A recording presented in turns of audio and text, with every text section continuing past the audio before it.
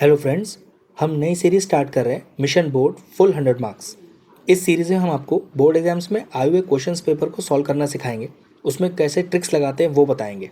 तो आज हम स्टार्ट कर रहे हैं 2017-18 के बोर्ड एग्जाम का मैथ्स का पेपर क्लास 10th का। तो चलिए वीडियो स्टार्ट करते हैं। देखिए पहला क्वेश्चन आपके स्क्रीन पर आ रहा है। क्वेश्चन कह रहा है कि given triangle ABC is similar to triangle PQR. देखो क्या दिया हुआ है फर्स्ट क्वेश्चन में कि जो ट्रायंगल एबीसी है वो सिमिलर है ट्रायंगल पी क्यू और आर के। और एक रिलेशन और दिया है कि A B upon P Q is equal to 1/3। तो चलिए ये भी लिखते हैं, A B upon P Q is equal to 1/3। अब जरा मैं आपको ट्रायंगल बना के दिखाता हूँ। देखिए ये रहा ट्रायंगल, मान लीजिए ए बी सी, ए बी सी, और एक और ट्रायंगल है इसमें पी क्यू आर। क्योंकि दोनों ट्रायंगल सिमिलर है ना, तो शेप सेम हो सकती है लेकिन साइज सेम नहीं हो सकता है, ठीक है। और हमसे क्या कह रहा है कि दोनों ट्रायंगल आपस में सिमिलर है। हमें A B upon P Q का रेशियो दिया हुआ है, हमें क्या निकालना है, टू फाइंड। हमको निकालना है area of triangle A B C upon area of triangle P Q R. अगर मैं आपसे पूछूं कि इससे जुड़ी कौन सी थ्योरम हमें पता है, तो थ्योरम है the ratio of the areas of two similar triangle is equal to the ratio of their squares of their corresponding sides. तो उस नियम के हिसाब से अब मैं डालता हूं प्रूफ कि दो ट्रायंगल का जो एरिया का रेशियो है वो किसके बराबर होता है। तो कंडीशन ये है कि दोनों ट्रायंगल आपस में सिमिलर होने चाहिए। तो वो तो क्वेश्चन में गिवन है। तो कॉरस्पॉन्डिंग साइड के स्क्वायर के बराबर, मतलब ए बी स्क्वायर तो यहां लेना पड़ेगा पी क्यू स्क्वायर। अगर आपने ली बी सी स्क्वायर तो यहां लेना पड़ेगा क्यू आर स्क्वायर। अगर आपने ली ए सी स्क्वायर तो यहां लेना पड़ेगा पी आर स्क्वायर। क्योंकि आपको क्वेश्चन में A B upon P Q दिया है ना, यहाँ क्या लिख दीजिए, A B square upon P Q square.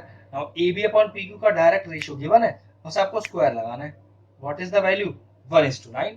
तो area of triangle ABC upon area of triangle P Q R आया 1:9। क्योंकि 1 मार्क का ही क्वेश्चन है तो ज्यादा कुछ करने का जरूरत नहीं है। बस ध्यान रखिएगा कि जो आपने इसमें थ्योरम यूज किया है उसको पूरा प्रॉपर्ली लिख दीजिएगा। चलिए क्वेश्चन नंबर 2 करते हैं। चलिए क्वेश्चन नंबर 2 आपके स्क्रीन पर आ रहा है। क्वेश्चन है कि what is the value of cos square 67 degree, cos square 67 degree minus का साइन स्क्वायर 23 डिग्री। ठीक है, बहुत आसान क्वेश्चन है, कोई ज्यादा बड़ा लॉजिक नहीं है। क्या करें कि आप इस 67 को 23 में चेंज करें। और वो कैसे चेंज कर सकते हैं, देखिए cos स्क्वायर, अब 67 है ना, तो 90 में से ऐसा क्या माइनस करें कि 67 आ जाए, तो पक्की बात 23 माइनस करें। ये हमेशा ध्यान रखना, ये एंगल आपको जो भी चेंज करना है वो हमेशा 90 में से माइनस होगा। आप चाहो तो इसको ना चेंज करके इसको भी चेंज कर सकते हो। तो यहाँ क्या लिखते हैं, 90 माइनस 67। अब देखना जरा, ये अभी भी cos स्क्वायर लिखा है, ये अभी भी 67 लिखा है और ये सेम लिखा है, लेकिन cos 90 माइनस थीटा क्या होता है, साइन थीटा होता है। स्क्वायर लग रहा है, आप भी लगाए रखो। ये लीजिए माइनस का साइन स्क्वायर 20 डिग्री, दोनों कैंसिल आउट हो गए। कितना आंसर आ गया, 0 आंसर आ गया। और इसमें जो आइडेंटिटी लगाई वो हम साथ में लिख देते हैं कि साइन 90 माइनस थीटा होता है cos थीटा, और cos 90 माइनस थीटा होता है साइन थीटा। बस हमने cos 90 माइनस थीटा लगाई है तो हमने इस आइडेंटिटी को यूज किया है, चाहो तो इसको भी यूज कर सकते थे। ठीक है, क्वेश्चन फिनिश हो गया। चलिए थर्ड क्वेश्चन करते हैं, आपके स्क्रीन पर आ रहा होगा। Find the distance of the point. एक पॉइंट दिया है आपको P, जिसके कोऑर्डिनेट है x, y फ्रॉम ओरिजिन। अब ओरिजिन को O मान लेते हैं, और ओरिजिन के कोऑर्डिनेट होते कितने हैं बताने का जरूरत नहीं होना चाहिए, ये कोऑर्डिनेट हमेशा 0 0 होते हैं।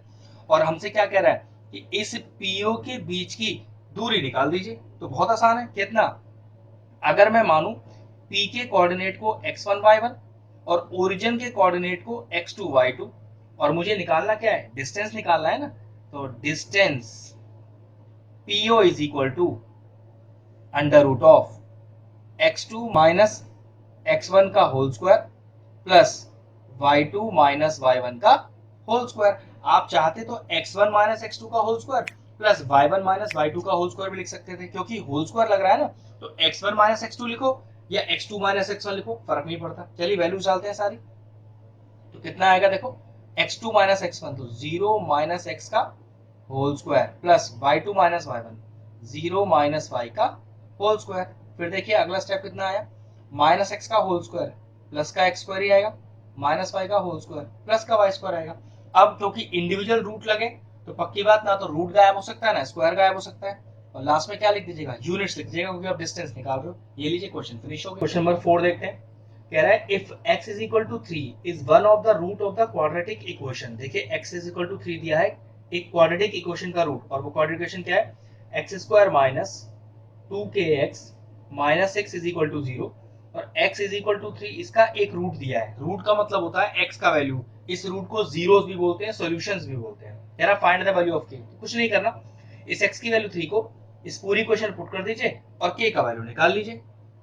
तो देखिए तो 3 का square minus 2k into 3 minus 6 is equal to 0, कितना आएगा 9 minus 3 to 6k minus 6 is equal to 0, 9 minus 6 9 minus 6 is 3 minus 6k equal to 0, तो 3 is equal to 6k, minus का 6 उधर आगे प्लस का हो जाएगा। अब 6 को नीचे डिवाइड में लाइए, तो what is the value of k here, k is equal to 1/2। ये लीजिए क्वेश्चन सॉल्व हो गया। चलिए नेक्स्ट क्वेश्चन नंबर 5 देखते हैं। क्वेश्चन क्या कह रहा है देखिए कि what is the HCF of the smallest prime number and the smallest composite number. Okay, तो सबसे पहले मैं आपको प्राइम नंबर के बारे में बताता हूँ, ठीक है, और फिर मैं आपको कॉम्पोजिट नंबर के बारे में बताता हूँ। और कह रहा है कि सबसे छोटा जो प्राइम नंबर होगा और जो सबसे छोटा कॉम्पोजिट नंबर होगा उसके बीच का एचसीएफ निकालना है। तो एक चीज का ध्यान रखें, प्राइम नंबर वो नंबर्स होते हैं जो किसी से भी डिवाइड नहीं होते वन को छोड़ के, और प्राइम नंबर हमेशा स्टार्ट किससे होते हैं, टू से। तो सबसे छोटा प्राइम नंबर जो अपने आप से जाता हो या वन से जाता हो, तो पक्की बात वो कौन होगा, वो होगा टू। अब कॉम्पोजिट नंबर क्या होते हैं, कॉम्पोजिट नंबर वो होते हैं जो वन से बड़े होते हैं और प्राइम नहीं होते। तो ध्यान रखना, वन से बड़े और प्राइम नहीं होंगे तो कॉम्पोजिट होंगे। तो वन तो हो ही नहीं सकता, तो टू स्टार्ट करते हैं, लेकिन टू तो आपका प्राइम होता है, ले नहीं सकते। थ्री, अब थ्री तो प्राइम होता है, ले नहीं सकते। फोर, हाँ तो फोर सबसे पहला कॉम्पोजिट नंबर है जो वन से बड़ा है और प्राइम नहीं है। अब मुझसे क्वेश्चन क्या कह रहा है कि एचसीएफ निकाल दीजिए किसका, टू और फोर का। तो टू और फोर का एचसीएफ क्या आएगा, चलो निकाल के देख लेते हैं। टू वन जा टू, फोर का निकालो, टू टू जा फोर और टू वन जा टू। तो दोनों में कॉमन क्या है, दोनों में कॉमन सिर्फ टू है। एचसीएफ कौन सा डिजिट होता है जो दोनों में कॉमन होता है, तो what is the answer, answer हो गया टू। ध्यान रखिएगा, प्राइम नंबर वो होते हैं जो अपने आप से जाए और वन से जाए, और कॉम्पोजिट नंबर वो होते हैं जो वन से बड़े होते हैं और प्राइम नहीं होते। ठीक है, तो आंसर आया टू। चलिए नेक्स्ट सिक्स क्वेश्चन पढ़ते हैं। सिक्स कह रहा है कि in an AP if the common difference is -4। Okay, common difference आपको दिया है -4, और कॉमन डिफरेंस को किससे दिखाते हैं, छोटे डी से दिखाते हैं। And the seventh term A7 ये आपको दिया हुआ है 4, ठीक है, A7 4 दिया हुआ है। कह रहा है फाइंड द फर्स्ट टर्म। तो बहुत ही आसान है, an का फॉर्मूला क्या होता है, ये होता है a plus n minus 1 d। उस नियम के हिसाब से n कितना है 7, d भी दिया है, सारी वैल्यू डालो। तो इसको पहले प्रॉपरली लिख लेते हैं, a7 is equal to a plus 7 minus 1 6d, सारी वैल्यूज पता है, ये 4 पता है, a निकालना है, 6 इंटू डी, डी इज -4, तो 4 is equal to a minus का 24, -24 इधर लाइए, तो 4 और प्लस का 24 is equal to a, therefore the first term is 28। ये लीजिए आगे इसका भी आंसर। चलिए सेवेंथ क्वेश्चन स्टार्ट करते हैं। अब ये क्वेश्चन 2 नंबर के स्टार्ट हो गए। ये हमारे पास क्योंकि 2017-18 का पेपर है तो तब एमसीक्यूज नहीं आते थे, तो हमें तो जो भी पेपर मिलेगा हम आपको पूरे तरीके से एक एक करके सॉल्व करके देंगे, ठीक है। अब क्वेश्चन नंबर 7 क्या कह रहा है, देखिए आपकी स्क्रीन पर आ रहा है। N integer is chosen at random between 1 to 100, मतलब आपको एक इंटीजर चूज करना है, किस किस के बीच में, 1 और 100 के बीच में। तो कह रहा है find the probability that it is divisible by 8, दूसरा है नॉट डिविजिबल बाय 8। तो सबसे पहले प्रोबेबिलिटी में हमें क्या चाहिए होता है, हमें चाहिए होता है सैंपल स्पेस। सैंपल स्पेस को हम डिनोट कर रहे हैं मान लीजिए एस से। सैंपल स्पेस क्या होगा, तो वो क्या होगा, वो 1 से 100 के सारे नंबरों को ही बोलेंगे। तो कुल मिला के आपके पास कितने नंबर है, 100 नंबर है भाई। 1 से 100 में टोटल गिनती कितनी होगी, 100 की। तो ध्यान रखो, इसको ऐसे ना दिखाओ, और ऐसे दिखाओ तो ज्यादा अच्छा रहेगा। कैसे देखो, 1 2 3 4 5 dot dot dot dot dot 100, इसको ना ही लिखाओ तो ज्यादा अच्छा है, क्योंकि आपको सैंपल स्पेस में सारे नंबर को अलग अलग लिखना होता है, ठीक है। और लास्ट में यहाँ पर भी कॉमा लगाना है। तो कुल मिला के ये कितने सैंपल स्पेस है, अगर काउंटिंग करेंगे तो 100 ही होंगे। तो एन ऑफ एस का मतलब होता है नंबर ऑफ सैंपल स्पेस 100। अब आएगा next favourable outcome, favourable outcome, ठीक है, जिसको हम किससे डिनोट करेंगे, एफ से। अब फेवरेबल आउटकम क्या होता है? फेवरेबल आउटकम में वही सारे टर्म्स आएंगे जो हमें क्वेश्चन में चाहिए। डिविजिबल बाय 8, तो चलो चालू हो जाओ। 8 का टेबल कर लो एक तरह से। 8 1 जा 8, 8 2 जा 16, 8 3 24, 8 4 जा 32, 8 5 जा 40, 8 6 जा 48, 8 7 जा 56, 8 8 जा 64, 8 9 जा 72, 8 10 जा 80, अभी तो और भी आ सकते हैं, 88 आ सकता है, 96 आ सकता है। ठीक है, अब इसके बाद कोई नहीं आएगा, क्योंकि अगर जो नंबर आएगा वो 100 से बड़ा हो जाएगा। तो काउंट कर लो कि ये कुल मिलाकर आपके पास कितने फेवरेबल आउटकम हुए। 1 2 3 4 5 6 7 8 9 10 11 12। और हमारा प्रोबेबिलिटी का फॉर्मूला क्या होता है? प्रोबेबिलिटी का फॉर्मूला होता है N of F upon N of S, तो 12 अपॉन 100। और अगर ये कैंसिल आउट हो रहा है तो करना पड़ेगा। 2 6 12, 2 5 10 0, 2 3 6 और 25। तो ये आपके पास टोटल आंसर आया 3 अपॉन 25। अब चलिए इसका सेकंड पार्ट देखिए। अब ये जो पहला आंसर था ये तो डिविजिबल बाय 8 का है, 3 अपॉन 25। और अब मुझे निकालना है नॉट डिविजिबल बाय 8, तो क्या लिखेंगे? नॉट डिविजिबल बाय 8 के लिए, डिविजिबल बाय 8 के लिए क्या करिए, जो डिविजिबल बाय 8 आया है उसको 1 में से माइनस कर दीजिए और यहाँ लिख दीजिएगा प्रोबेबिलिटी, क्योंकि आप डायरेक्टली प्रोबेबिलिटी निकाल रहे हो। ठीक है, probability of not divisible by 8 is equal to 1 minus 3 upon 25। चलिए एलसीएम लीजिए, कितना आ गया? 25। तो 125 से 25 इंटू ऊपर वाला नंबर, माइनस 25 वन से 25 इंटू ऊपर वाला नंबर, कितना आ गया? 25 minus 3 upon 25। 25 minus 3 is 22 upon 25। ये लीजिए कैंसिल आउट तो हो नहीं सकता, ये फाइनल आंसर आ गया। चलिए देखिए क्वेश्चन नंबर 8 का नंबर आ गया। 8 आपकी स्क्रीन पर आ रहा है कि two different dice are toss together. तो सबसे पहले दो डाइस अगर टॉस किए तो पहले उसका सैंपल स्पेस लिखना पड़ेगा। चलिए लिखते हैं, और उसको हम क्या बोलते हैं? Sample space. ठीक है, डिनोटेड बाय एस। तो चलिए बनाते हैं 1 1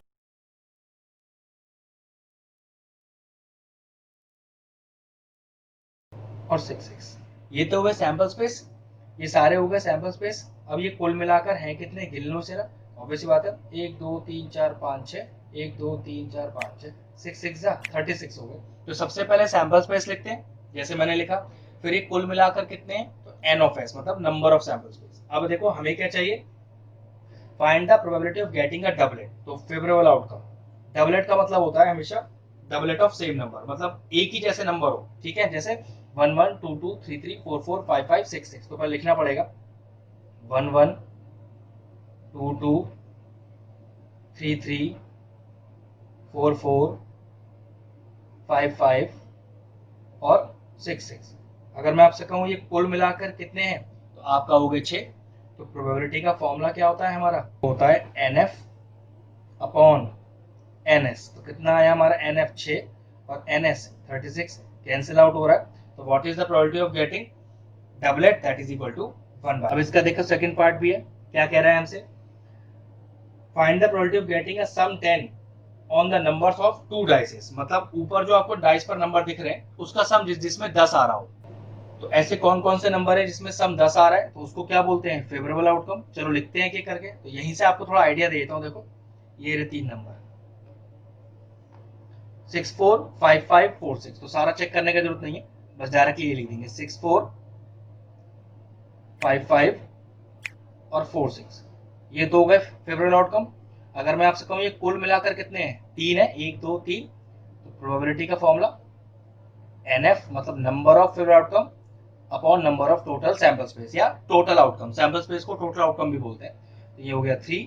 और what is N S? N S आया था हमारा 36। बस ठीक है, कैंसिल आउट कर दो। 3 1 3, 3 1 3, 3 2 6। ये लीजिए आंसर आया 1/12।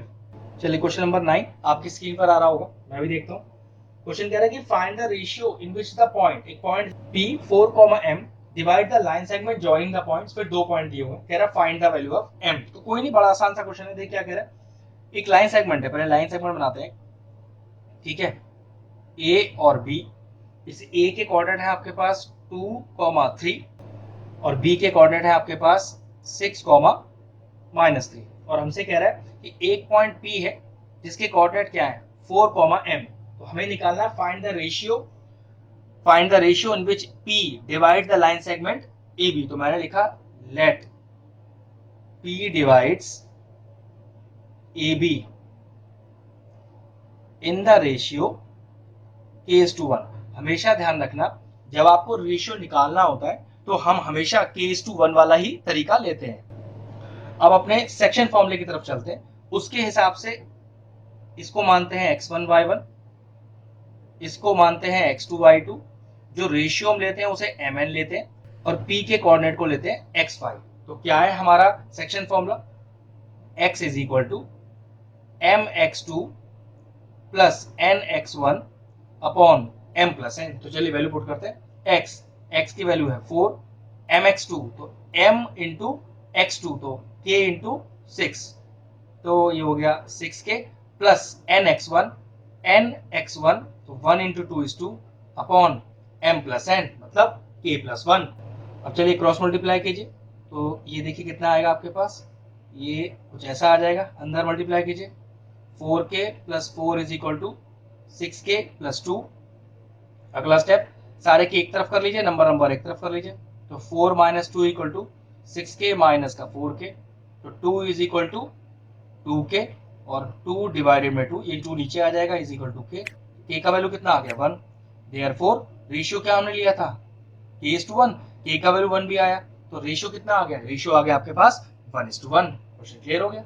चलिए क्वेश्चन नंबर 10 पढ़ते हैं। क्वेश्चन नंबर 10 कह रहा है given that √2 is irrational, prove that 5 plus 3 √2 is irrational. ठीक है, हमें क्वेश्चन में दिया है it is given that √2 is irrational. ठीक है, ये हमें प्रूव नहीं करना, ये क्वेश्चन में हमें पहले से ही गिवन है। हमें क्या प्रूव करना है, हमें प्रूव करना है कि 5 plus 3 √2 is also an irrational number. ठीक है, बहुत ही आसान स्टेप्स है, ध्यान से देखिएगा। इस तरह का क्वेश्चन आपको एग्जाम में मिलेगा जरूर। सबसे पहले सॉल्यूशन लिखते कैसे, सपोज, क्या सपोज करते हैं कि 5 प्लस 3 √2 इज रैशनल। ठीक है, if it is rational then it can be written in the form of p by q where p and q are two co-prime integer, बिल्कुल ऐसे ही लिखना है जैसे मैं लिख रहा हूं, and q is not equal to 0। रट्टा लगा लीजिए स्टेप्स को, हर क्वेश्चन में सेम लिखना होता है। ठीक है, नाउ करना क्या है इस क्वेश्चन में, इस √2 को यहां से अलग करना है। तो सबसे पहले 5 को उधर लेके जाइए, तो देखो 3 √2 is equal to p upon Q minus का 5। अब इस 3 को भी नीचे ले आइए, वो कैसे, √2 बिल्कुल अकेला कर दीजिए, 1/3 p बाय क्यू माइनस का 5, अंदर मल्टीप्लाई कीजिए, तो √2 is equal to p upon 3q minus का 5/3। अब लिखने वाले स्टेप्स देखिए कैसे लिखने हैं। आपको लिखना है हियर 1/3 इज रैशनल, ऑब्वियसली बात है ये रैशनल नंबर है। p upon Q is rational, इसकी बात कर रहे हैं, जी हाँ ये तो होता ही रैशनल है। 5/3 इज रैशनल, बिल्कुल जी ये भी रैशनल है। और पूरा ब्रैकेट मतलब p upon 3q minus 5/3 is rational, बिल्कुल रैशनल है। बट ये पूरा p अपॉन 3q माइनस का 5/3 इज इक्वल टू किसके इक्वल टू में, √2 के इक्वल में, जो कि हमें क्या दिया हुआ है, इररेशनल। तो लिखा क्या मैंने कि p अपॉन 3q माइनस का 5/3 is equal to √2 which is irrational. ठीक है, ध्यान रखिएगा, which is irrational. Hence, suppose जो किया था, हेंस आवर सपोजिशन क्या हो गया, इज रॉन्ग, गलत हो गई। ठीक है, और देयरफॉर क्या पता चला कि जो हमारा सपोजिशन गलत था, हमने जो रैशनल लिया था वो एक्चुअल में क्या है, 5 प्लस 3 √2 इज, वो एक इररेशनल नंबर ही है, और यही हमें प्रूव करना था। ये स्टेप्स आप याद रख सकते हो, बिल्कुल ऐसे क्वेश्चनों में यही सारे स्टेप्स आपको लिखने हैं। ठीक है, क्वेश्चन फिनिश हुआ। चलिए नेक्स्ट क्वेश्चन 11 देखते हैं। क्वेश्चन कह रहा है कि ABCD इज ए रेक्टेंगल। तो चलिए एक रेक्टेंगल बनाते हैं, वैसे फिगर तो क्वेश्चन में गिवन ही है आपको। ठीक है, और A B C और D, और कह रहा है ये दिया है 30, फिर ये दिया है x+5, इधर दिया है AD 14 और यहाँ दिया है x-1। तो देखिए क्वेश्चन क्या कह रहा है, find the value of x and y। तो what is the property of rectangle, rectangle की प्रॉपर्टी होती है, तो क्या पता चला AB बराबर है CD के, ए बी आपके पास 30 और C D X plus Y. ये लीजिए इक्वेशन मेरी तैयार है। दूसरा देखिए ए डी बराबर है बी सी के, ये है 14 और ये है x माइनस का y। बस अब क्या करना है, दोनों इक्वेशन को साइमल्टेनियसली सॉल्व करना है। तो देखिए x प्लस वाई 30 और x माइनस वाई 14। चलिए एक प्लस का y एक माइनस का y एड अप हो जाएगा, तो 2x इज इक्वल टू, यहाँ भी ऐड कीजिए 44। तो x का वैल्यू कितना आ गया 44/2, दैट इज इक्वल टू 22। और इस x की वैल्यू को इन दोनों में से किसी क्वेश्चन पुट कर दो। चलो मैं पहली वाली में कर रहा हूँ। तो 22 plus Y is equal to 30, तो y का वैल्यू 30 माइनस का 22, दैट इज इक्वल टू 8। तो ये लीजिए x का वैल्यू आ गया 22 और y का वैल्यू आ गया 8। ये भी क्वेश्चन कंप्लीट हुआ। चलिए देखिए क्वेश्चन नंबर 12 क्या कह रहा है, आपकी स्क्रीन पर आ रहा है कि find the sum of first 8 multiples of 3। ठीक है, तो 3 के पहले 8 मल्टीपल्स का सम निकालना है। तो चलिए देखिए, तो चलिए पहले सीरीज बनाते हैं। तो 3 6 9 और 8 मल्टीपल्स ही तो चाहिए, तो चलो लिख लेते हैं 12 15 18 1 2 3 4 5 6, फिर हो गया 21 और 24। ठीक है, मैंने सीरीज लिख दी। सीरीज की पहले टर्म को इसको ए से डिनोट करते हैं 3, कॉमन डिफरेंस 6 माइनस 3, कितना आ गया आपके पास 3 आ गया। और देखो ए एन बी गिवन है, सीरीज की आखिरी टर्म, तो करना क्या है, बस सम का फॉर्मूला ही तो लगाना है। सम का तो एक फॉर्मूला हमारे पास है n/2 a प्लस एल, जिसमें एल क्या डिनोट करता है लास्ट टर्म ए एन, सब कुछ तो गिवन है डायरेक्टली लगा सकते हैं। S8 क्योंकि आपको पहले पता है कि आपको 8 मल्टीपल्स ही निकालने, n8 आ गया। तो 8/2 और ब्रैकेट के अंदर a is 3 plus L an जो आपको दिया है 24, कितना आ गया 4 इंटू 24 प्लस 3 इज 27। अब मल्टीप्लाई करो, 4 7 से 28, 2 हो गया कैरी में, 4 2 8 और 2 10। तो what is the sum of first 8 multiples of 3? Answer is 108। चलिए सेक्शन ए और सेक्शन बी पूरा हो गया, स्टार्ट करते हैं सेक्शन सी, क्वेश्चन नंबर 13। ठीक है, आपकी स्क्रीन पर आ रहा होगा। एक शानदार क्वेश्चन है।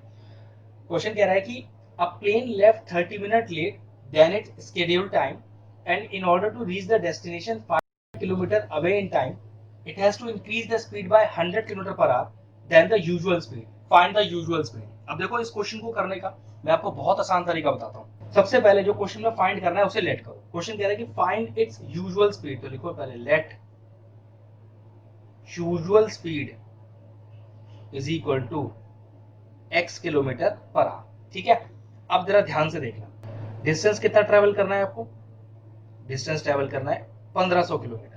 ठीक है, अब एक चीज देखो, स्पीड आपके पास है, डिस्टेंस आपके पास है, क्या निकाल सकते हो, यहां से टाइम निकाल सकते हो। तो टाइम का फॉर्मूला क्या होता है, डिस्टेंस अपॉन स्पीड। उसके हिसाब से कितना आ गया 1500 अपॉन एक्स और आवर्स। ठीक है, पहले इतना लिखेंगे कि let the usual speed be X, distance travel 1500 kilometre, तो टाइम आपका आया 1500 अपॉन एक्स आवर्स। अब क्वेश्चन पे आते हैं, न्यू स्पीड। ठीक है, अब देखो क्वेश्चन में क्या कह रहा है आपसे, न्यू स्पीड कितनी है कि it had to increase its speed by 100 km per hour than the usual speed। तो न्यू स्पीड हो गई आपकी x plus 100 kilometre per our. उसने अपनी स्पीड तेज भी कर ली हो तब भी कोई दिक्कत नहीं है, दूरी तो उसे अभी भी 1500 किलोमीटर ही तय करनी पड़ेगी। स्पीड आ गई, डिस्टेंस आ गया, चलो टाइम लिख लो अपना यहाँ पर। तो टाइम फिर से वही, distance upon speed, distance upon speed, तो टाइम आ गया 1500 अपॉन x प्लस 100 आवर्स। अब देखो जरा क्वेश्चन का अगला पार्ट क्या कह रहा है कि वो निकला तो 30 मिनट की देरी पर है लेकिन पहुंचा समय पर ही है। एक नियम ध्यान रखें कि अगर क्वेश्चन में देरी से निकला देरी से पहुंचा, ध्यान रखना देरी से निकला और देरी से पहुंचा, तो हमेशा क्या नियम होता है, new time is equal to original time plus minus, जैसे क्वेश्चन में गिवन हो। लेकिन देखो क्वेश्चन में कह रहा है निकला तो 30 मिनट की देरी से है लेकिन पहुंचा समय पर ही है, तो लिखोगे सबसे पहले ये कौन सा टाइम आपका, पहले अकॉर्डिंग टू क्वेश्चन लिखो आपका यूजुअल टाइम। एक नियम बना लो इस चीज का, usual time is equal to आपका नया टाइम 1500 अपॉन एक्स प्लस 100 और प्लस माइनस जैसे क्वेश्चन में गिवन हो। अब क्या क्वेश्चन में क्या कह रहा है 30 मिनट लेट, लेट मतलब ज्यादा समय लगा, तो +30 और अपॉन 60 क्या डिनोट करता है कि आपने आर्ट्स में चेंज कर दिया। इसे काट लीजिए, ये 1/2 आ गया। इसको इधर ले आइए, एलसीएम लेके सॉल्व करेंगे। तो 1500 अपॉन एक्स माइनस का 1500 upon X plus 100 is equal to 1/2। 1500 को भी कॉमन ले लीजिए, कैलकुलेशन आपका बहुत आसान हो जाएगा। और 1/x minus 1 upon X plus 100 is equal to 1/2। चलिए एलसीएम लीजिए, तो 1500 एलसीएम आ गया x इंटू एक्स प्लस 100, तो कितना आएगा ऊपर देखो, यहाँ आएगा x प्लस 100 और यहाँ आएगा माइनस का x। सिंपल एलसीएम ले रहा हूँ, आप अपने हिसाब से भी एलसीएम ले सकते हो, ठीक है। x से x चला गया, कितना आ गया 1500 इंटू 100, इसको इधर ले जाइए, is equal to X square plus 100x और अपॉन 2, ये 2 इधर आ जाएगा। तो ये हो गया आपके पास 1 और into 2 is equal to X square plus 100x। 15 2 30 और 4 जीरो पीछे लगे हुए हैं, is equal to X square और प्लस का 100x। अब क्या करेंगे, इसको इधर लाइए, तो x square plus 100x minus का 1 2 3 4 और 5 इज इक्वल टू 0। ये बन गई हमारी क्वाड्रेटिक इक्वेशन। अब क्वाड्रेटिक फॉर्मूला लगा के इस क्वेश्चन को सॉल्व करेंगे। सबसे पहले जनरल इक्वेशन लिखते हैं, ax square plus bx plus c is equal to 0। उसमें a क्या है 1, b क्या है 100 और c क्या है माइनस का 3 और 5 जीरो पीछे। What is the quadratic formula, x is equal to minus b plus minus under root of B square minus 4ac और अपॉन 2a। बस इसमें आप सारे वैल्यू इंसर्ट करते हैं। x is equal to minus B, मैं एक बार ए बी सी का वैल्यू यहाँ पे लिख देता हूँ। a है अपने पास 1, b है अपने पास 100 और c है अपने पास माइनस का 3 5 जीरो के साथ, ठीक है। तो माइनस बी तो minus 100 plus minus B square मतलब 100 का स्क्वायर माइनस का 4 इंटू ए इंटू सी। अब देखो यहाँ भी माइनस लगाए तो ये प्लस हो गया, 1 2 3 4 5 होल अपॉन 2 है। तो x is equal to minus 100 plus minus कितना आएगा देखो, 4 जीरो तो यही आ गए, प्लस 4 3 12 और 5 जीरो पीछे लगी हुई है, होल अपॉन 2। सिंपल कैलकुलेशन है, आप अपने हिसाब से भी कर सकते हो। x is equal to minus 100 plus minus under root of, ये आया 1 2 1 और 4 जीरो पीछे आ गए, होल अपॉन में 2। अब x is equal to minus का 100 प्लस माइनस, अब 1 टू 1 का तो आ गया 11 और 4 जीरो है ना, तो इसमें से 2 जीरो चली गई, ये आ गया अपॉन 2। अगला स्टेप देखिए, तो x is equal to minus 100 plus minus 1100 upon 2। अब दो केस बनेंगे, वो कैसे भाई, प्लस माइनस है ना, तो प्लस माइनस में हमेशा दो ही केस बनते हैं, ये लीजिए। तो x इज इक्वल टू कितना आएगा, माइनस का 100 प्लस 1100 अपॉन 2 और सेकेंडरी केस में कितना आएगा, x is equal to minus 100 minus 1100 upon 2। यहाँ देखिए ना, x इज इक्वल टू ये हो गया 1000 अपॉन 2, कैंसिल होकर कितना आया 500। अब मैंने x को क्या लेट लिया था, मैंने x को लिया था स्पीड। अब स्पीड तो आपकी आ सकती है, तो स्पीड आ गई आपकी 500 किलोमीटर पर आवर। लेकिन अगर केस 2 की बात करें, यहाँ तो माइनस का 1200 अपॉन 2, क्योंकि कट के कितना आएगा माइनस का 600। अब स्पीड जैसी चीज नेगेटिव तो हो नहीं सकती, तो क्या लिख दिया हमने, नेग्लेक्टेड। तो what is the final answer, हमें क्या निकालना था, हमें निकालना था find the usual speed, therefore the usual speed of the plane is 500 kilometre per hour. बस इस चीज का ध्यान रखना, क्योंकि वो क्वेश्चन में निकला देरी से था लेकिन पहुंचा टाइम पर, तो यूजुअल समय को हमेशा पहले इज इक्वल टू फिर नया समय प्लस माइनस। लेकिन अगर क्वेश्चन ऐसे होता कि देरी से चला देरी से पहुंचा, तो पहले नया समय आता इज इक्वल टू यूजुअल समय आता, उसके बाद plus minus as it is होता, ठीक है। तो क्वेश्चन कंप्लीट हुआ। चलिए नेक्स्ट क्वेश्चन नंबर 14 करते हैं। क्वेश्चन कह रहा है कि prove that the area of an equilateral triangle described on one side of a square is equal to half the area of the equilateral triangle described on one of its diagonal. एक शानदार question है, देखिए पहले मैं एक square बनाता हूँ, फिर उसके हिसाब से आपको बताता हूँ कि क्वेश्चन आपको क्या कह रहा है। ये देखिए एक स्क्वायर है ABCD। अब क्वेश्चन को एक बार फिर से पढ़ते हैं। क्वेश्चन कह रहा है prove that the area of an equilateral triangle described on one side of a square. एक ऐसा इक्विलेटरल ट्रायंगल जो स्क्वायर की एक साइड पर बना हो, जैसे मान लीजिए B C और F, ठीक है। ये एक इक्विलेटरल ट्रायंगल है। ये इक्विलेटरल ट्रायंगल का जो एरिया है वो आधा है एक ऐसे इक्विलेटरल ट्राइंगल के एरिया से जो उस स्क्वायर के डायगोनल पे बना है, इस तरह का बी एन और डी। तो एक तरह से मैं पहले टू प्रूव लिख देता हूं आपको।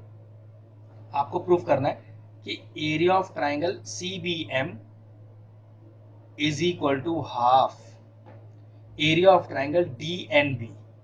ठीक है, बहुत आसान सा क्वेश्चन है। हाँ, है बहुत अच्छे लेवल का, लेकिन है आसान। जो थ्योरम लग रही है बस उस पर ध्यान रखना है। ठीक है, अब जरा पहले गिवन लिखते हैं। तो गिवन क्या है अपने को कि A B C D is a square. एक तो ये गिवन है आपको, और क्या गिवन है, and B N C and B and D are the two equilateral triangle. तो आपको गिवन मिल गया, टू प्रूफ मिल गया, कंस्ट्रक्शन कुछ नहीं है, डायरेक्टली स्टार्ट करते हैं अपना प्रूफ। अब सबसे पहले देखो मैं क्या करता हूँ, ट्राइंगल बी सी डी में पाइथागोरस लगाता हूँ और इसका फायदा आपको अभी दिख जाएगा। ठीक है, तो इन ट्राइंगल बी सी और डी, तो बी सी और डी तो लगाइए, बी डी का square is equal to B C का स्क्वायर प्लस सी डी का स्क्वायर। रीजन क्या लिखेंगे, पाइथागोरस थ्योरम का पूरा स्टेटमेंट। ध्यान रखना, पाइथागोरस वर्ड नहीं लिखना है कि पाइथागोरस थ्योरम, लिखना है पूरा स्टेटमेंट। क्या, in a right angle triangle the square of the hypotenuse is equal to the sum of the square of other two sides. ठीक है, अब बीडी को आप बीडी रहने दीजिए, कुछ मत कीजिए। बीसी को, इसको आप रखिए बीसी, लेकिन सीडी को वापस बीसी लिख दीजिए। क्यों, स्क्वायर है ना, तो सारी साइडें तो बराबर ही होंगी, तो मैंने सीडी को वापस बीसी लिख दिया। फायदा आपको अभी थोड़ी देर में पता चल जाएगा। ठीक है, ये इस तरह का क्वेश्चन है जो अकेला है, इसके जैसे और दो तीन क्वेश्चन नहीं है, तो इस क्वेश्चन को तरीके को ध्यान रखा जा सकता है। ठीक है, अब इसको तो थोड़ी देर के लिए इक्वेशन वन मान के छोड़ देते हैं, और हमारे पास वैल्यू क्या आ गया, B D square equal to twice of B C square, जिसका यूज हमें अभी करना है।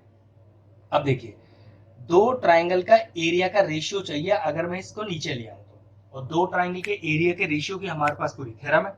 तो उस थ्योरम को यूज करने के लिए पहले आपको दोनों ट्राइंगलों को सिमिलर करना पड़ेगा। तो देखिए, triangle C B M C similar है ट्राइंगल बी एंड डी के। वो क्यों भाई, दोनों के दोनों इक्विलेटरल ट्राइंगल है ना, और इक्विलेटरल ट्राइंगल के सारे एंगल बराबर होते हैं। ऑब्वियस सी बात है, triangles are similar by a axiom, तो ट्राइंगल्स आर सिमिलर, तो ये तो प्रूव हो गया। तो हमारा नियम क्या था कि अगर दो ट्राइंगल आपस में सिमिलर है तो दोनों ट्राइंगल के एरिया का रेशियो, क्या थी हमारी थ्योरम, दोनों ट्राइंगल के एरिया का रेशियो उनकी कॉरेस्पॉन्डिंग साइड के स्क्वायर के रेशियो के बराबर है। तो अगर मैं बीएमसी की बात करूं, बीएमसी की बात करूं, तो कॉरेस्पॉन्डिंग साइड बीसी ले लूं और उसका स्क्वायर लगा दूं, और अगर बीएनडी की बात करूं तो उसकी साइड में बीडी ले लूं और स्क्वायर लगा दूं। ठीक है, और यहाँ पर पूरा स्टेटमेंट पूरे थ्योरम का क्या आएगा, फिर से बता रहा हूं, the ratio of the areas of two similar triangle is equal to the ratio of the squares of their corresponding sides। ठीक है, अब देखो, ये और ये कुछ करने का जरूरत नहीं, इसको कुछ करने का जरूरत नहीं, और बीडी की वैल्यू देखो फर्स्ट इक्वेशन से, और बीडी की वैल्यू फर्स्ट इक्वेशन देखो कितनी आ रखी है, 2bc स्क्वायर डालिए, तो bc square upon 2bc square, bc square चला गया, कितना आ गया, हाफ। इसको क्रॉस मल्टीप्लाई कर लीजिए तो कितना आएगा, area of triangle B M C is equal to half, ये इधर आ जाएगा, area of triangle B and D, ये लीजिए प्रूव हो गया। ठीक है, बहुत शानदार क्वेश्चन था। जो जो थ्योरम लगाए उसको पूरा पूरा लिखना है, पाइथागोरस लगाना है, पूरी स्टेटमेंट लिखनी है, और क्वेश्चन कंप्लीट अपना। ठीक है, नेक्स्ट क्वेश्चन की तरफ चलते हैं। नेक्स्ट क्वेश्चन नंबर 15 का टर्न आ गया। क्वेश्चन आ रहा है कि, क्वेश्चन आपसे कह रहा है कि prove that the length of the tangent drawn from an external point of the circle are equal. बहुत ही आसान थ्योरम है, चलिए एक सर्कल बनाते हैं। आप पेपर में इसे बिल्कुल पेंसिल, स्केल, कंपास को यूज करके बनाना। ठीक है, तो दो टेंजेंट बनाने हैं सर्कल पर, कह रहा है कि ये दोनों टेंजेंट का लेंथ सर्कल पर बिल्कुल बराबर है, तो P A and P B. ठीक है, ये दो टेंजेंट्स है। चलिए ये सब कंस्ट्रक्शन करूंगा मैं, सब लिखूंगा प्रॉपरली, सब बताऊंगा आपको कैसे करना है। पहले मेरा खुद बना लूं। ठीक है, ये 90 होता है, 90 होता है, सब लिख के बताऊंगा। चलिए गिवन लिखते हैं सबसे पहले। क्या दिया है आपको? A circle. इस सर्कल पे कोई नाम है, बी नाम लिख सकते हो, ए नाम लिख सकते हो, with centre O radius R, in which PA and PB are the two tangents, जिस पर ये दो P और PB क्या है? जो टेंजेंट है, ठीक है। टू प्रूफ, अपने को उस पर प्रूफ क्या करना है? प्रूफ करना है कि दोनों टेंजेंट आपस में बराबर, ठीक। कंस्ट्रक्शन ज्वाइन कर लो, जो जो डॉटेड है सब ज्वाइंट है। PO ज्वाइन कर रखा है, OA परपेंडिकुलर है PA पे और OB परपेंडिकुलर है PB पे, ठीक है। और ध्यान रखना ये एंगल 1 और एंगल 2 दोनों ही 90 डिग्री है। उसका रीजन मैं आपको बता देता हूं। A line from a centre of a circle is perpendicular on to the tangent at the point of contact. बिल्कुल स्टेटमेंट आपको यही लिखना है। A line from the centre of a circle is perpendicular on to the tangent at the point of contact, ठीक है। अब proof करते हैं, बहुत आसान है। बस दोनों ट्राइंगल को कॉन्ग्रुएंट करेंगे। जैसे ही आप कॉन्ग्रुएंट करेंगे तो उनके कॉरस्पॉन्डिंग साइड बराबर हो जाएंगी CPCT से, और PA इक्वल टू PB हो जाएगा। तो पहले ट्राइंगल का नाम लिखिए। In triangle OAP and triangle OBP, कुछ इस तरह से, ठीक है। अब जरा देखो क्या angle 1 is equal to angle 2 each 90, और बाय कंस्ट्रक्शन भी लिख सकते हैं, ठीक है। एंगल 1 के अपोजिट साइड PO, एंगल 2 के अपोजिट साइड भी PO, तो PO is equal to PO common, लेकिन इस कॉमन की जगह एक वर्ड भी लिख सकते हैं, हाइपोटेन्यूज। राइट एंगल के अपोजिट है ना, तो बात बन जाएगी। और OB और OB और OA दोनों क्या है? रेडियस है, लेकिन इसके लिए वन साइड लिख सकते हैं। तो यहाँ पर 90 डिग्री था, उसको राइट एंगल लिख दिया, ठीक है, एक ही बात है। हाइपोटेन्यूज हो गया वन साइड, तो ट्राइंगल OAP कॉन्ग्रुएंट हो गया ट्राइंगल OBP के, और रीजन क्या हो गया? RHS। और हमें क्या पता चला? क्योंकि ट्राइंगल कॉन्ग्रुएंट है ना, तो देखो AP और BP बराबर, AP is equal to PP बराबर, रीजन CPCT। यही आपको प्रूव करना था। ये लीजिए, आ गया फाइनल आंसर। तो आज के लिए क्वेश्चन नंबर 15 तक ही करते हैं। रिमेनिंग क्वेश्चन आपको नेक्स्ट लेक्चर में दे देंगे, क्योंकि वीडियो फिर काफी बड़ा हो जाएगा अगर पूरा पेपर मैंने आज ही सॉल्व कर दिया, ठीक है। आप इन सारे क्वेश्चनों को अच्छे से प्रैक्टिस कीजिएगा, रिमेनिंग क्वेश्चन नेक्स्ट क्लास में। तो चलिए वीडियो फिनिश करते हैं। अगर हमारे व्यूअर्स को हमारे वीडियोस पसंद आ रहे हैं तो हमारे चैनल को सब्सक्राइब कर लें और साथ में लगे बेल आइकन को भी हिट कर दें। आपको अगर मैथ से जुड़ा कोई क्वेरी है किसी भी क्लास के लिए, तो वो आप मुझे व्हाट्सएप कर सकते हैं, जो नीचे नंबर आ रहा है। आपका जो सोल्यूशन है मैं जल्दी से जल्दी देने का कोशिश करूंगा।